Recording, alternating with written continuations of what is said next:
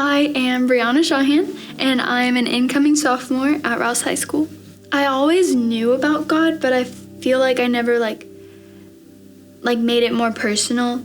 It was just a thing that I would think about only on Sundays. So in 7th grade, I was so self-conscious. I was really anxious. I felt like I wasn't doing the best in school, and I started hanging out with friends that weren't the best for me, and I started not doing stuff that I should have. And I was really mean to my sisters. We would fight a lot, and I would argue with my parents a lot.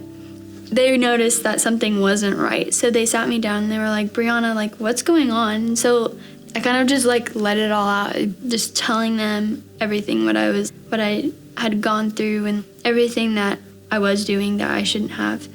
And that was a week before boot camp. Going into that boot camp, that third night, I was just sitting there, and it was during communion, and I started bursting out crying. And that was a click moment for me, because I realized that God loved me, and nothing could ever really change that. So since that moment, I'm way kinder to my sisters and my parents now. We have a great relationship. And Jesus to me is my best friend. I definitely go to him for everything that I struggle with, and I'll just be Jesus, God, what's going on? Anything with a friend or my family, whatever struggles, I just kind of go to them more. I definitely like to thank my parents, because they've always been there for me. I can go to my mom or my dad and talk to them about anything that I'm going through. And I'd like to thank my small group leaders, Sandy and Des, because they are so amazing. And I'd like to thank my small group for being the most welcoming people that I've honestly ever met. So,